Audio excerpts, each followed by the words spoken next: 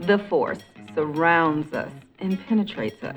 It binds the galaxy together. You must unlearn what you have learned.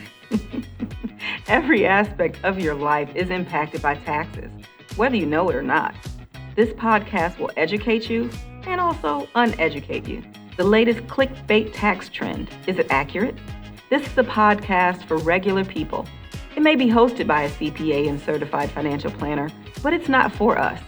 Instead, this is a chance to tell you a story about how I use tax law, yes, tax law, to save a couple's marriage, or the time financial planning prevented the estrangement of a father and his daughter. I'm Cecily Welch. As the accountant you can understand, I help people navigate and understand the one thing that impacts every financial aspect of your life, taxes. This is the Tax Translator podcast. Hey listeners, you're not crazy. The Tax Translator podcast is on 2 channels, and that's on purpose. The Georgia Society of CPAs YouTube channel, because us CPAs have to get continuing education credit, and the Cecily Welch, the accountant you can understand YouTube channel, for us regular folks who aren't worried about credits. Both podcasts are the same, but please do us a favor, subscribe and like in both places. Thanks. Joey McKinnon, thank you so much for being here for the Tax Translator. Thanks for having me. You know how I am. I like to talk pragmatic, and we're going to talk about fun, exciting tax law. Don't roll your eyes. So, I'm Cecily Welch, the accountant you can understand. And when we've met, and you've heard me say this a few times, I care about people. The world cares about money. So the more people who know about money, the better the world will be. And one of the ways that so many people have decided I've really got to take my financial life in control, have more control over it, is businesses. People decide I'm going to have a side gig, a front gig. My side gig's going to be my full-time gig. And I want to say this is why I immediately thought of asking you and talking to you. I could lecture all day long. Us CPAs could do rules and flowcharts, but what does that have to do with real life?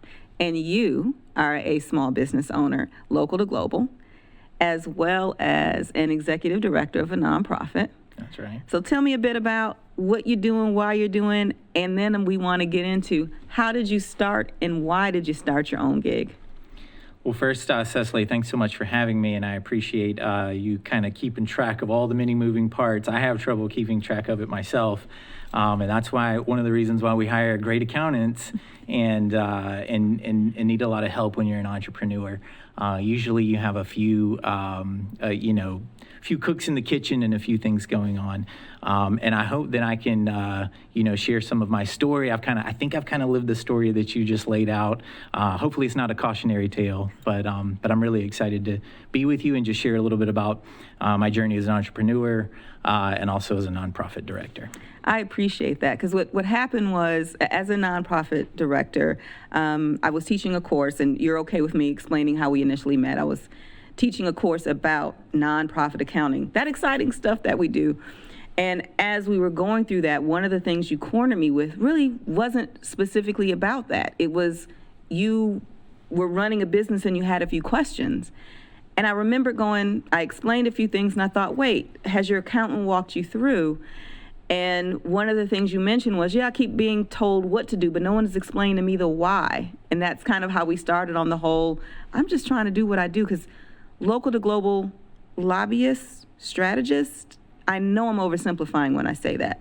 Walk me through what that means. Sure. So being a lobbyist in the doing that. Yeah. So I've had a winding career. I started out as a geologist working for an engineering firm, and after about 7 years, I kind of felt the calling to move into politics. My first job had been as a Senate page when I was in high school, and I think that just kind of was in my bloodstream at that point. And I when I hit the 7-year mark, I'd gotten my professional geologist license, and it was kind of just a good point to take a pause, because I was thinking one thing I've always wanted to do is work on a political campaign, and so I decided I would take a little break and do that, and just never went back. I was going to say a break. Yeah, it's been a very long break at this point, but found out that I loved it, and have been very thankful, to have just had the opportunity to do this work. In doing that work, I've kind of along the way, really just kind of through a lot of trial and error, found myself starting a business when I didn't really mean to. I think a lot of people that start a business, it's kind of a side hustle. For me, it didn't even necessarily start out as a side hustle. I wanted to make a little extra money on top of my day job. But, also just in working on political campaigns, there were some issues and some products we needed and some things that were just hard to find or didn't exist, or you always weren't really sure you were getting a good deal. And so after a while, I was like, fine, I'll do it myself, and so just found kind of everybody kind of starts like that. You can't find what you want, so you started it. Yeah, that's right. It was just one little niche little thing. It was actually robocalls for political campaigns, and I work more on Democratic campaigns, and a lot of times we have like younger operatives. I'm kind of the first year of millennials, so I don't know if you call me young anymore, but I was one of those, and having a landline, which is what robocalls go to, was kind of foreign to a lot of campaign, young staffers. And so, but what I realized was that when you look at the voter file, you're leaving 30-40% of the electorate on the table if you're trying to reach them by phone through texting. And, I felt like, we're just leaving so many people that aren't even hearing our message, so let's figure out robocalls. Well, it turns out it's really hard to find somebody to do it, and then it's just kind of, just wasn't as easy to find. So it started out as just this very small niche thing, and through word of mouth, people were like, oh, I need a robocall. Who do we know? Go to Joey, and so it started as that, and then after a while, started just adding essentially just product lines, which became revenue streams. So Local to Global is basically a political phone strategy firm. I don't say vendor because we do some strategy. We make sure we help you develop a budget, help you develop a campaign plan to contact voters by phone. So you're on the front end helping design what they want to do. Correct. In addition to implementing it. Yeah, there's a lot of services where you can do kind of garbage in, garbage out. But if you want the outcomes that are going to move voters, and it's not all political campaigns, it's advocacy campaigns. So you want to get a piece of legislation passed, or sometimes even just commercial campaigns. Definitely have some commercial clients where we're just trying to get a product out there. You can do it yourself. It just might not have the outcome that you intended. So you certainly leave a lot on the table. So what we do is phone strategies, and then try to make sure we, through keeping your budgets low, contacting as many voters or customers or constituents as we can in a strategic way.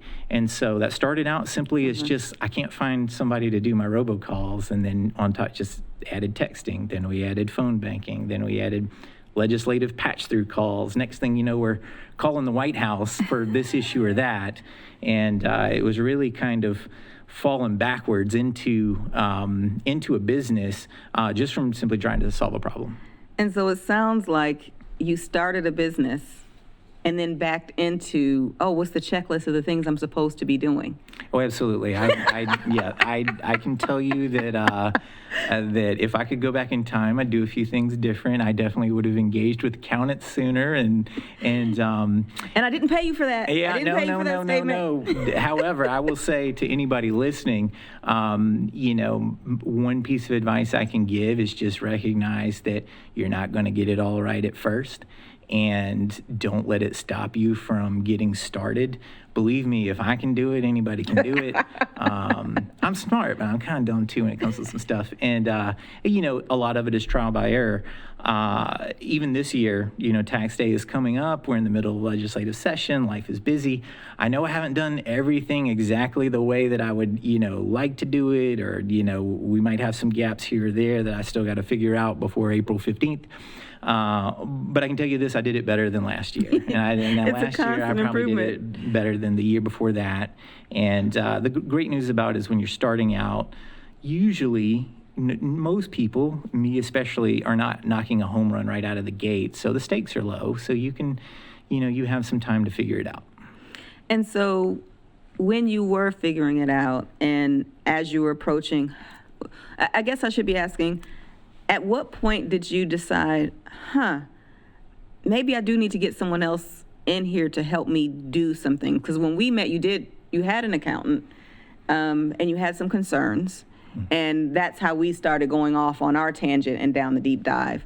But even before you engaged with that person, did you always have that person and you just kind of outgrew them, or did you do it yourself first and then go, I don't want to do this? Well, I would love to tell you that I always had somebody in my corner, and I think a lot of entrepreneurs start out like I did, in that you don't really think about this until tax time. And given the nature of what I do, it's extra bottlenecked because we have elections at the end of the year, then legislative session at the beginning of the year. And when I finally get a break, well, tax day is just like 1 week in between me getting a break and when all the work is. And so, I think that basically I started out really not even knowing that I needed the support that I needed, and it was something I thought about at tax time, and so it took a few bites at the apple to figure out that I'm not even doing it the right way, and I'm paying out more money than I should have, and it took me a while to figure out that I should be paying as I go as a sole proprietor. Right. Yeah. And I think a lot of, I even talk to people today, and they don't know that either.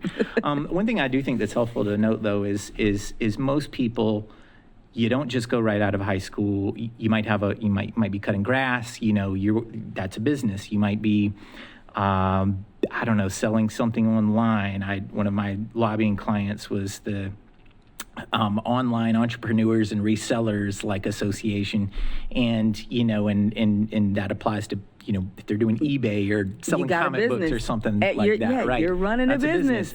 Yeah, but most people, they're not coming right out of high school and just starting a business right out of the gate, so they are getting some work experience. So I think as you go to start your business, you still know more than you think you know. You're still bringing in that experience through working that W-2 job or as a contractor. You're bringing in more than I think you know.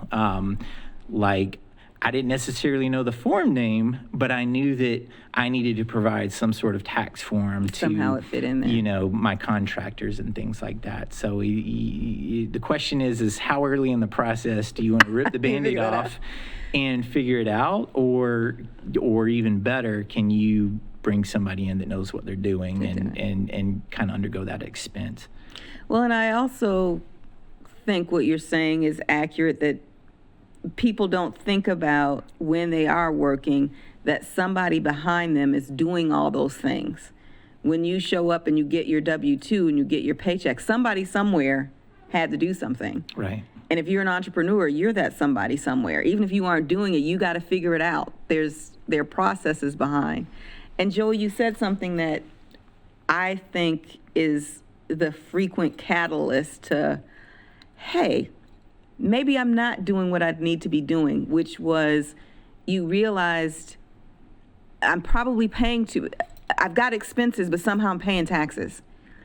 And I think I hear that usually that's the catalyst of maybe I should talk to somebody, because I swear I'm not making money yet. Why do I still owe taxes? Right. So I think, again, because most people, including me, you start out in a working for somebody else, working for a company or a nonprofit or some sort of entity, and you might be used to getting a refund back. Those days are, once you become your own. I think that was a shock to my system, is when you kind of go out on your own and you're business owner, the days of the refunds are kind of over, unless you're, kind of paying in as you go. And so, I think that a lot of people in my position, you start out from kind of you've got this idea, or you've got something you're good at and you want to market it, and maybe you're good at getting the job done, maybe you're good at marketing, maybe you're good at the business side, or all three. But busy doesn't necessarily mean successful. If you're staying busy all the time and you're not getting the help you need with like qualified professionals to do it, that's usually coming from a place of scarcity. And I know that, even today I struggle with that sometimes. You're hesitant to hire, you're hesitant to onboard, but by getting that help early on, really what you're doing is you're making a bet on yourself. You're betting that if I bring in this help now, I can do this. We can afford it. And you're freeing yourself up. You're freeing yourself up because again, being busy does not necessarily mean being successful. I would say that again. I love that. I need to hear that myself. I can get on here and say this to everybody, and I still do the same stuff yesterday. I might do it again tomorrow. But being busy does not actually. Sometimes not being so busy allows you to be successful, and so if you can delegate, the right things to qualified professionals and just kind of get over that scarcity mindset, you can actually grow your business. And I know that's a lesson that's taken me a long time to learn, and I'm still learning it. So I understand. So you were talking about the process of how you started, and the way that you started was really, there was a need that you were trying to get filled, that you decided, okay, crap, I'm gonna fill it myself. So it sounds like you had really a primary client that's kind of, and as you're continuing to grow, you still kind of ended up with having a primary client. I know a lot of business owners, that's how they start. They know this is a constant. I know this is going to happen. That primary client helps them build. What are some of the pros and cons? And has that been a challenge in separating? This is me. This is my business. This is my client. We got to maintain some sort of separation, but it's your main client. Right. So I was lucky early on in this respect, in that I had time and ability to try things out, because I had a day job, was working for nonprofits, and they were, great jobs, and for organizations I liked, and missions that I really cared about. But I'm not as inclined these days, being a dad, to forego sleep as much as I used to. But I used to kind of, I would just, if we needed to grind after hours, I would, and because I would, really just wanted to kind of see this thing through, of this, of trying to solve some problems on the phone side of things. So I was lucky in that, yes, like you said, I had just a couple of clients, campaigns I was working for and things like that. But the stakes were low, so I was able to grow it. What has come later in my career, and more to your point, is that I've had one client to rule them all, sort of, so to speak.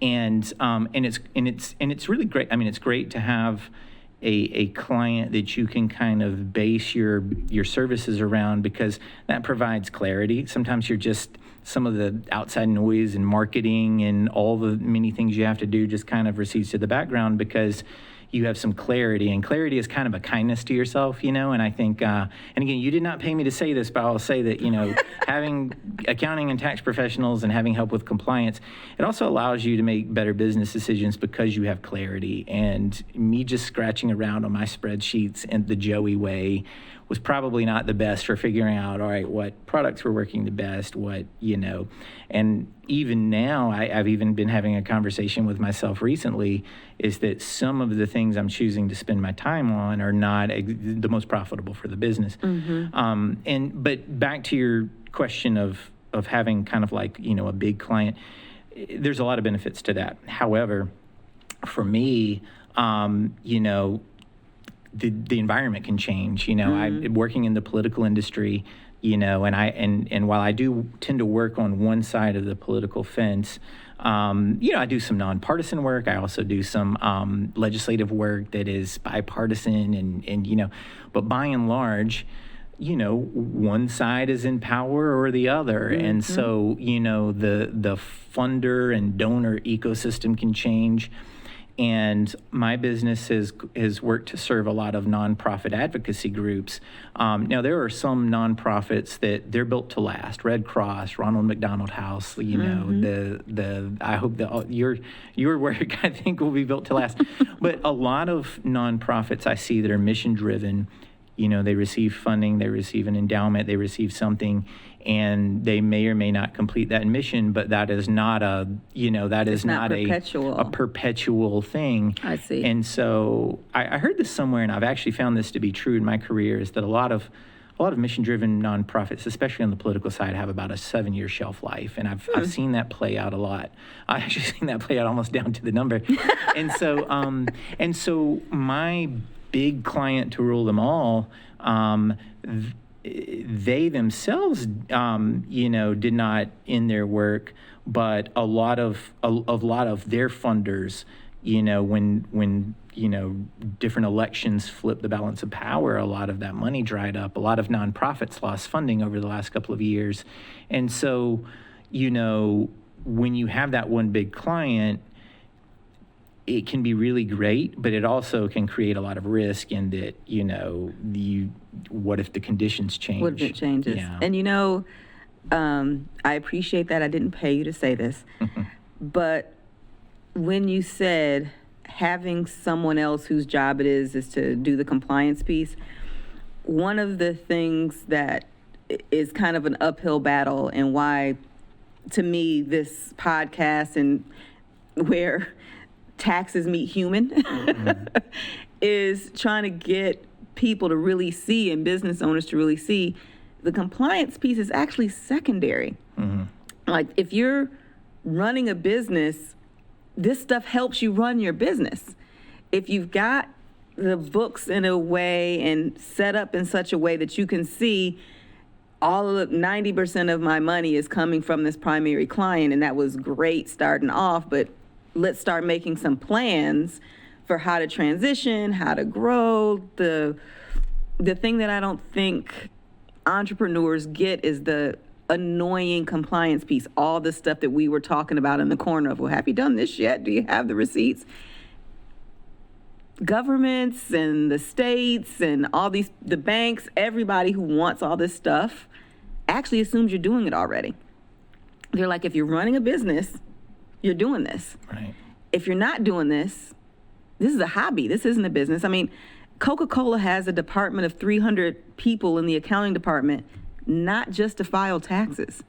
They're doing that because they want to know which product did better, who's a cost service, they're doing it to analyze their numbers. And we can't help when you're starting off to start thinking of it as a cost, but it can help you see that, this one client works and was a great catalyst, but maybe that's not a great long-term plan. And I really didn't know about that 7-year mark. That's new for me.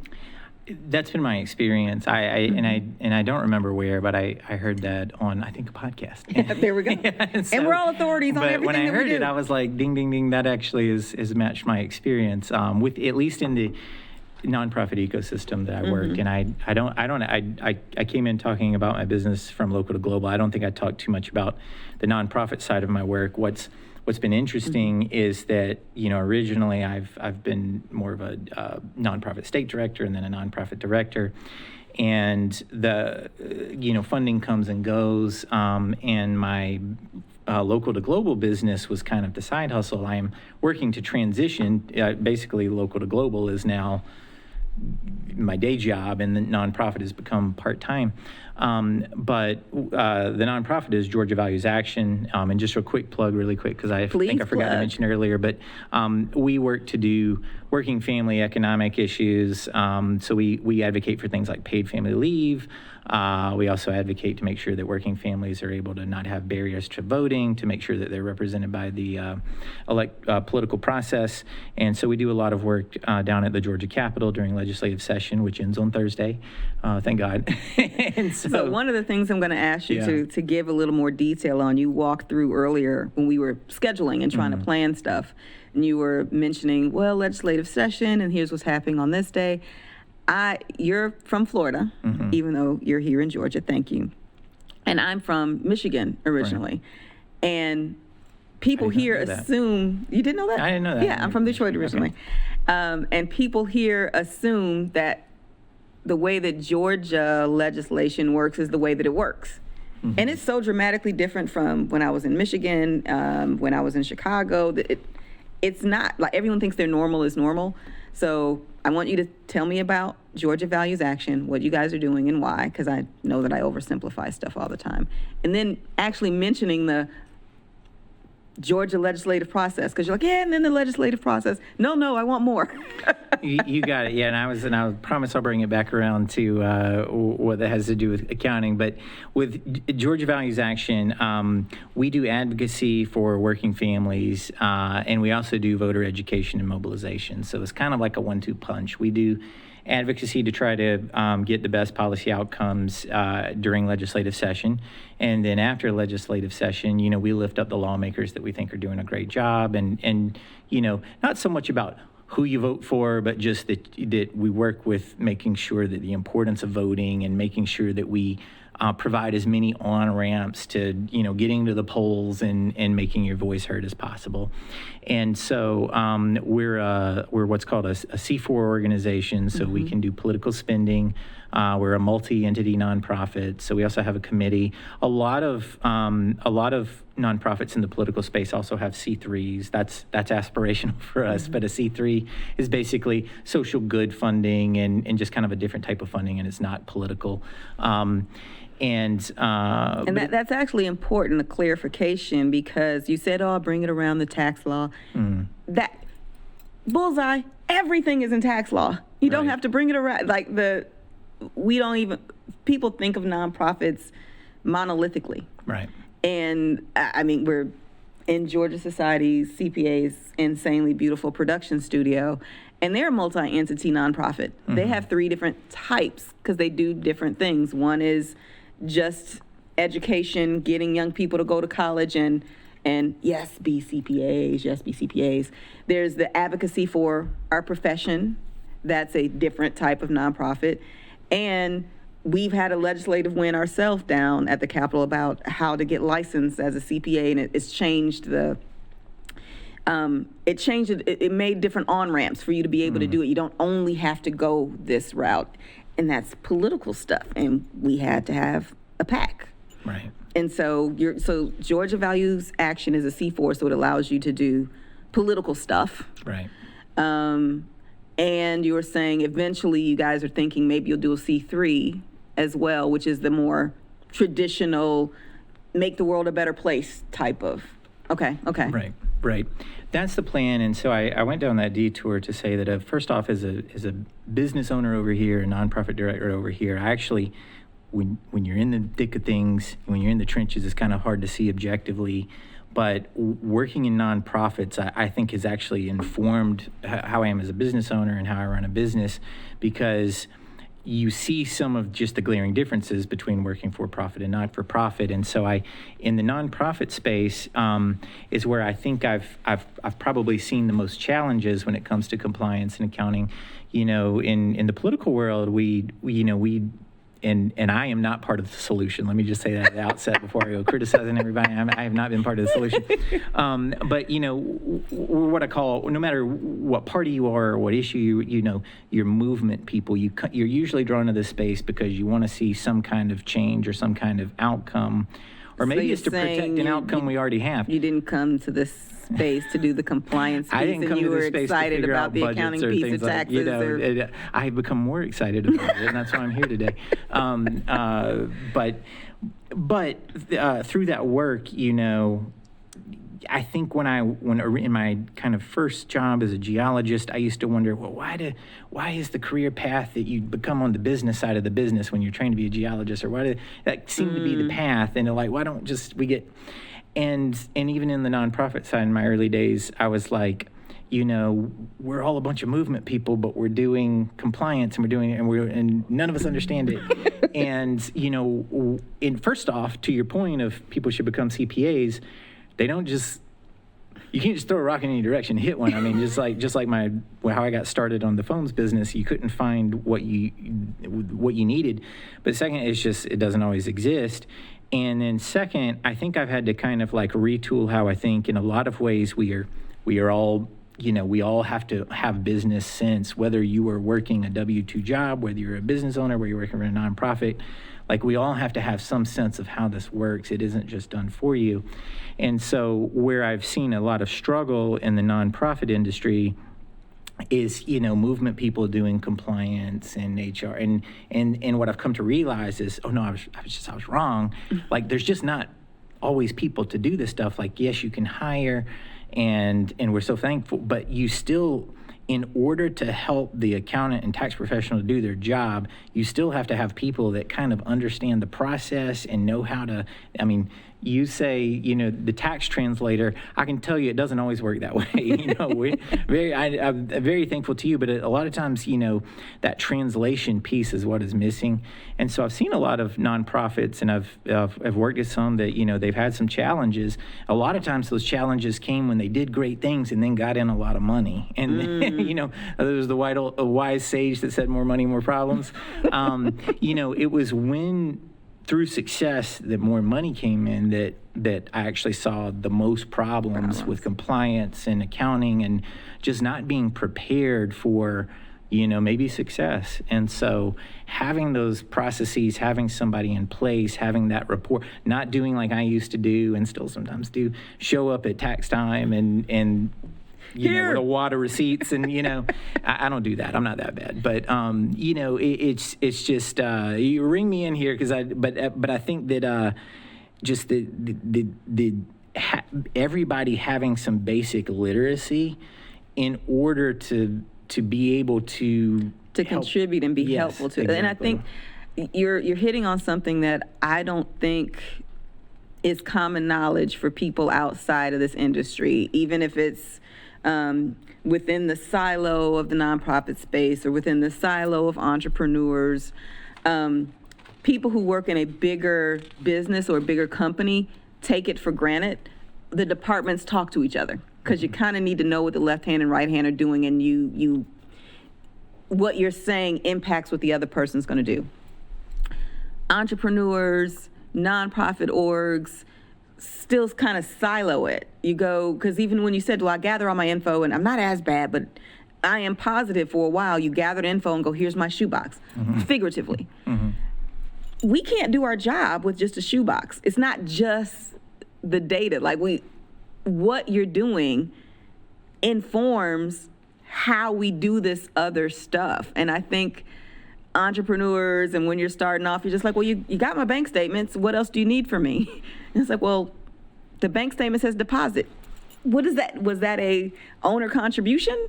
Was that a sale that you made? Or you're like, well, you've got the bank statements, you've got all my expenses. No, this doesn't really tell me enough. You spent $5,000 at Amazon. That can be anything. So we need to actually talk to you. What are you doing? How are you doing it? And I think some of the conversations we had, the look on your face was, why are you asking me that question? Yeah.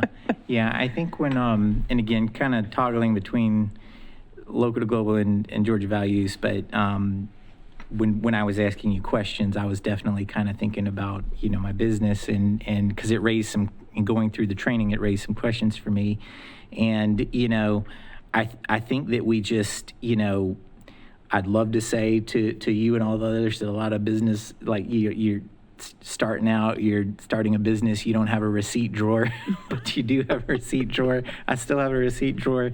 And so, but I think just having that kind of basic literacy and doing things like this, where you kind of learn to translate, it's kind of a two-way street. You need to be able to, you need to have a tax professional, but they need to understand what it is you do and the outcomes you're trying to get to, and it could be a lot of things, not always just selling a product. But also at the same time, I think the reason why things like this are so important is because CPAs and tax professionals need to understand what our life is like too, and we're all having kind of common problems and kind of common experiences. So one thing I wanted to ask you was, I've been telling you what it's like as a kind of a business owner, but what are some of the common things you see that business owners are not getting right, or we're not translating, in the way that we could? You're doing the job of translating taxes to us, but what can we do to better translate what our day is like so that we can kind of take some of the labor out of the work? Did I just pay you for that? I'm confused. I'm confused with that.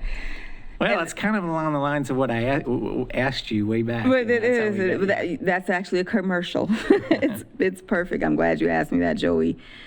Behind closed doors, us as a profession spend millions on training, insurance, etc., about managing problem clients.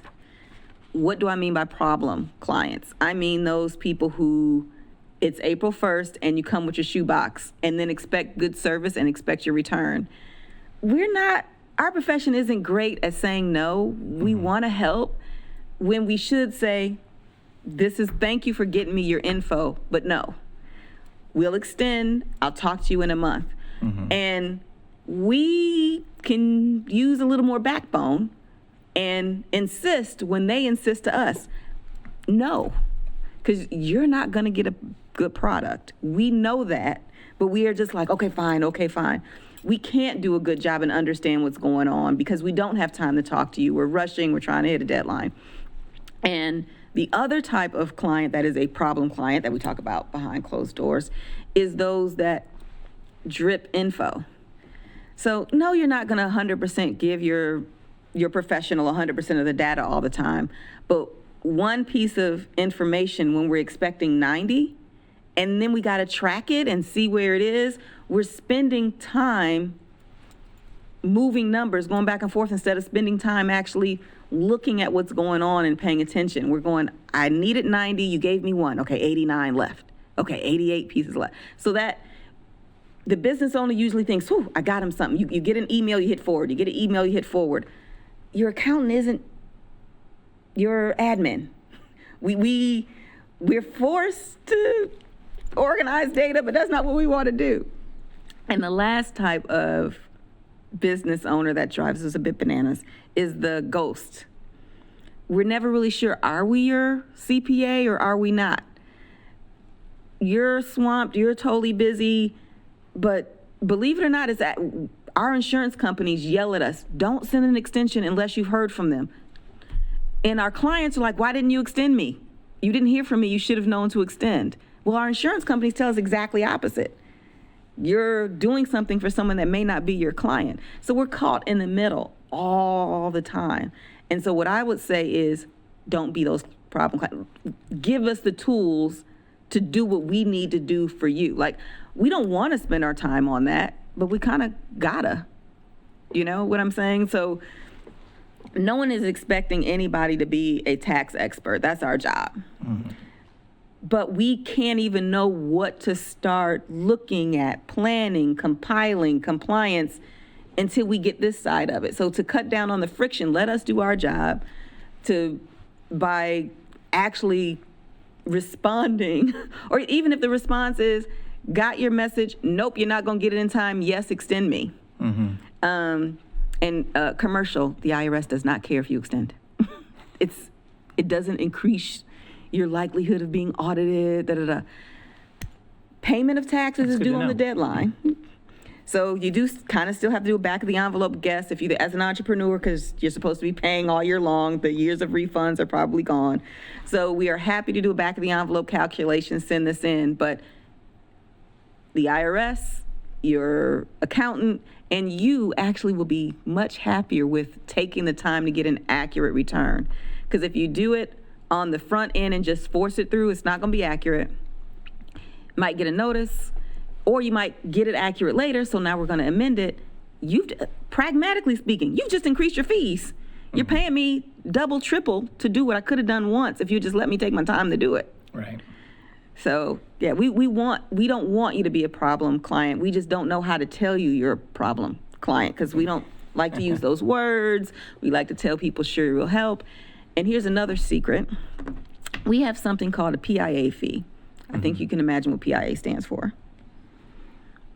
Pain in the... Got it. Yes. We may phrase it a little differently. We may offer a discount. If you get it to us by this date, we'll discount it, But there are absolutely clients who on the tail end, we're sitting in the back room and going, Oh no, double that fee. You got to double that fee. I need to incorporate that. See, this is why I asked you that question. I'm learning some stuff I need to bring into my business model. Well, I appreciate that feedback because, again, when I approached you with some questions, I'm also, want to be want to be good in my business and want to be good with the people that help me, and in listening to those kind of common PIAs, I hear a little bit of myself in all of them, but nothing too much. So I'm pleased to hear that. But I think, again, for a lot of business owners, we're not bad at money. We just don't know how to see it clearly. Mm-hmm. And so, having that compliance help allows you to see it clearly, so then you can just make better decisions. Mm-hmm. And I think, and if I admit it, we aren't fabulous at everything either. As a profession, we spend more time learning. It's a catch-22. You want someone who likes numbers and wants to solve a puzzle doing your work. But that means we're not also always great at talking in English so people understand us. But if we did a better job of clearly identifying, give me this information in this format, because I think what I hear, especially from business owners, because you don't have an accounting department, you don't have someone that's their job to coordinate data. So show me how to put it together, and if you promise I don't have to understand the tax piece of it, but if you say, do this, this, and this, okay, I can do this, this, and this. I think business owners, you know what you're doing, you love what you're doing, but somehow you hear the word taxes or accounting and you go, no, I don't know it, I don't want to. And you're like, really, it's not. I'm not asking you to be the expert, but maybe if we did a better job of, here's how you can get it to me, instead of just get it to me. You're going, I don't even know what to get you.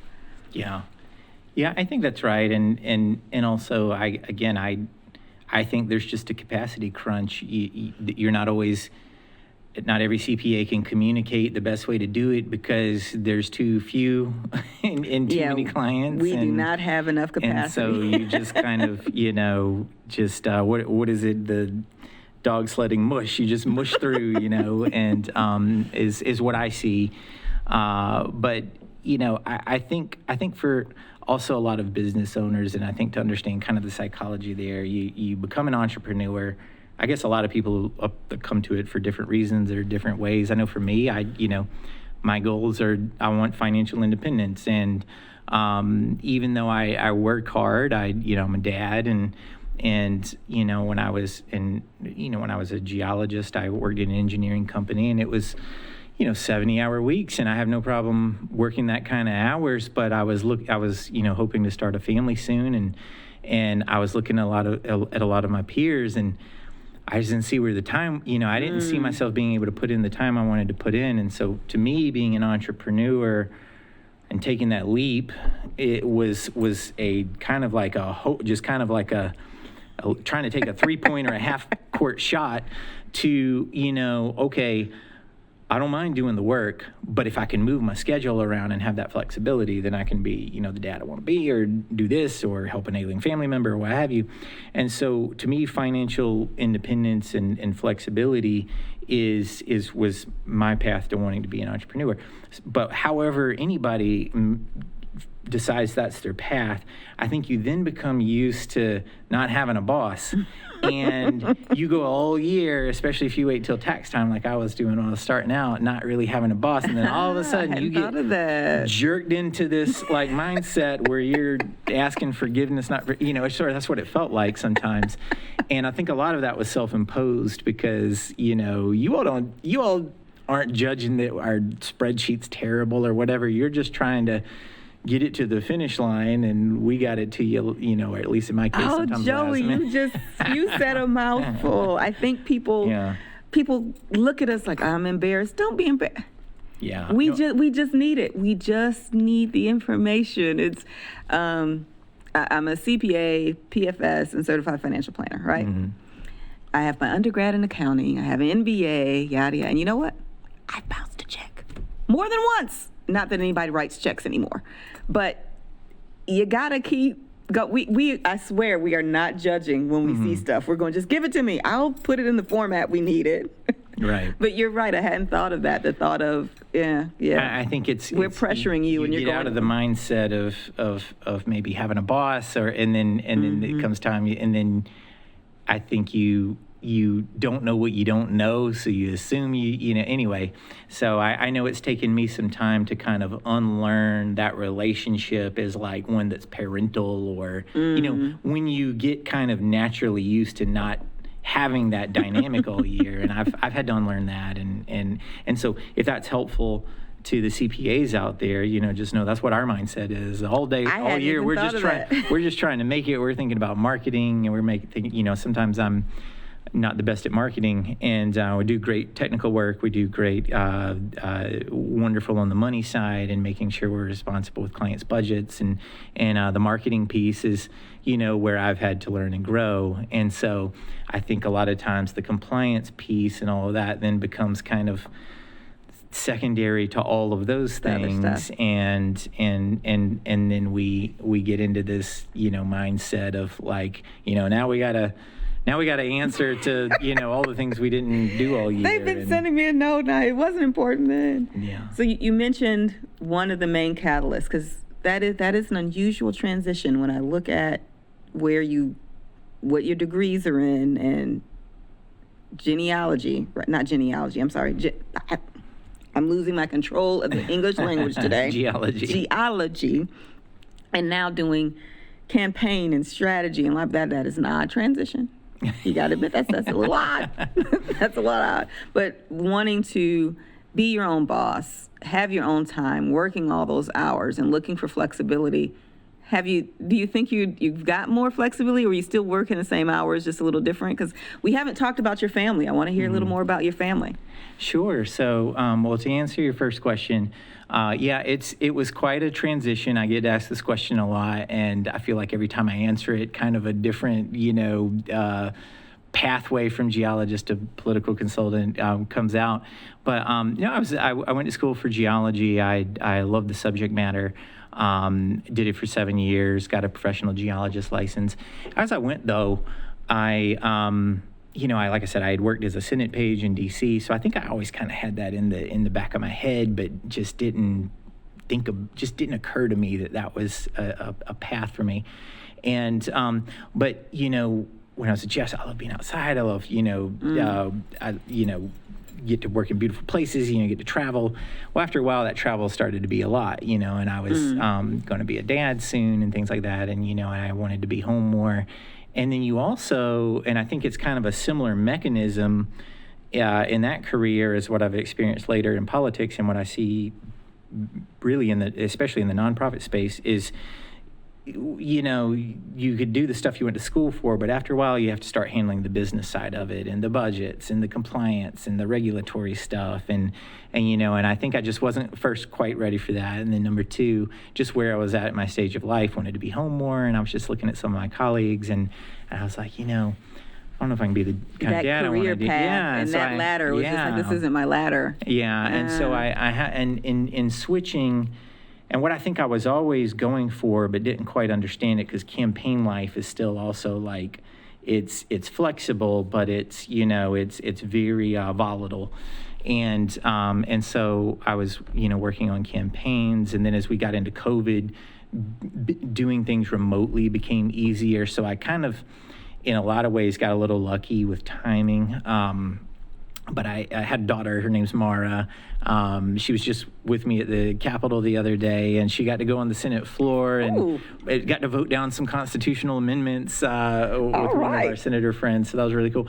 But she kind of came along right before COVID, and I was kind of switching from campaign life to thinking, all right, I think it's time for me to make another kind of transition. And I had started working in the nonprofit space.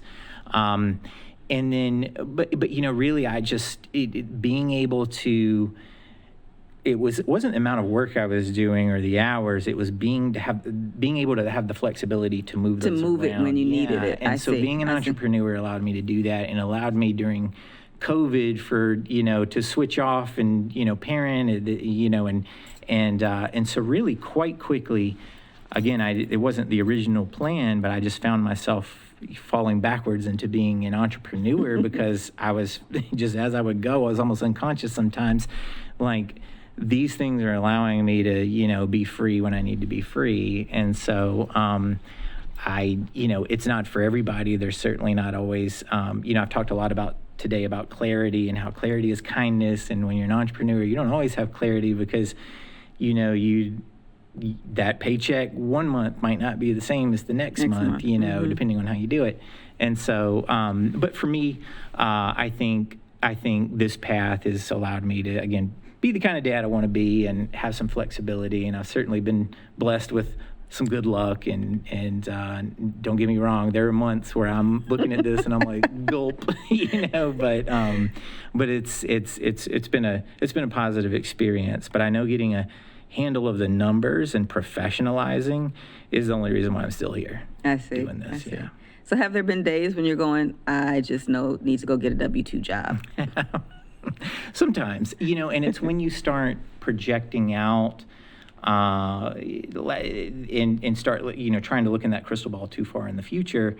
And that's when you start getting nervous and well, what if this changes, or what if, I think this doesn't impact me so much, but, I've heard from other businesses, just like the tariffs, for example, like all overnight. If you have a product or something. Yeah. I got an oil change the other day and batteries went up by $100 overnight, and so, if you're a battery supplier or what have you, your business model changed unexpectedly overnight. And so anyway, I think having kind of like clarity and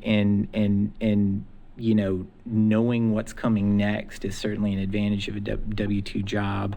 And I think as an entrepreneur, as you professionalize, you can start to take a career path that is more volatile and give it that clarity. And I think perhaps just to bring it full circle back to you, I think one of the best ways to do that is to have a tax professional and an accountant, and to just, if you can understand the numbers, then you can start to giving things like a framework in order to operate by, and you're not just going month to month. Just make sure living by what does my bank statement say? Because I also got to ask, have you thought about what does that mean for retirement, and have you set up retirement plans? Because you're a business now. As a business, have you done all that or thought through all that fun stuff? Yeah, and I have, and so set up some retirement plans, and that is certainly a trade-off of a thing I miss about some previous jobs that I've worked at. It's just also having all of that done for you, and you kind of take that for granted, and you take for granted that your taxes are being paid for you and what have you. But I have said those. I think a lot of business owners probably do what I did, and maybe, I'm so busy trying to build the business that, we'll deal with that next year. And then you hit the snooze button again, because I don't think I did that too bad, but I definitely, would have liked to have gotten some of those answers in place. But as you know, I came here today, I wanted to try to hopefully inspire other people that want to be entrepreneurs. You can see if I can do it, you can do it. It's trial and error. But if you don't let compliance and tax code and you'll figure it out. When you're starting out, sometimes the stakes are low enough to where you can just not get it right and figure it out. But you'll get there. It's just a time-taking process, and it's a year by year. I kind of call it like a conceptual model. And I work in politics. Every election, 50% of the people were wrong. They thought they were going to win, and they didn't. Right? That's a good point. I've been on either side of that, and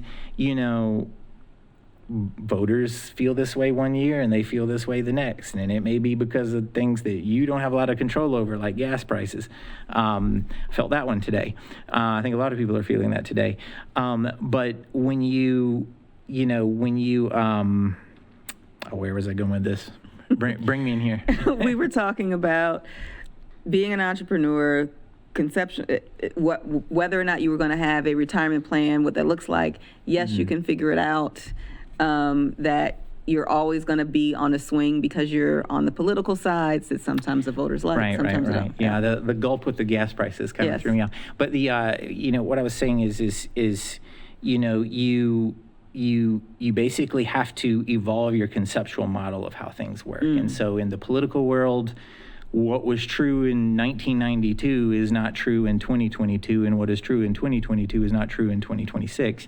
I think the same way is just with business and trying to make your way. You just have to constantly evolve that conceptual model of how your business works. What's the environment in the marketplace that I'm working in, and I think that's true of anything. It's true of whether you're in a W-2 job with AI. It could, how does that change? Does your W-2 job stay there? I think in a lot of cases they will, but it's something to think about. In the nonprofit world, the donor landscape changes. You're very dependent on donors, and if donors are feeling the pinch, then the nonprofit is going to feel the pinch. So we're all kind of like subject to these outside forces, and so you have to constantly evolve your conceptual model of it. I think being an entrepreneur is the same. You just year by year, I think of things in a calendar year. I don't know if it's the best way, but that's how I think about it.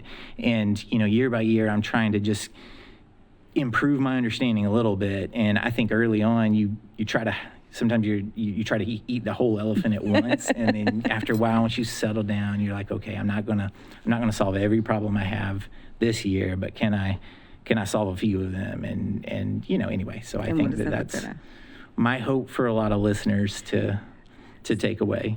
I appreciate that. And so I know that I'm an accountant, so I follow my list and the instructions. So I actually do want you to do the commercial. But before I have you do that, given what we just talked about, and it's really early, I know she's very young, but do you think that you'd recommend your daughter, yay, entrepreneur, no, go work for somebody first? Or have you even thought about that? I mean, I guess I've thought more about the things that she says she wants to do, and Taylor Swift very much is a role model, and I'm like, hey, I'm supportive, whatever.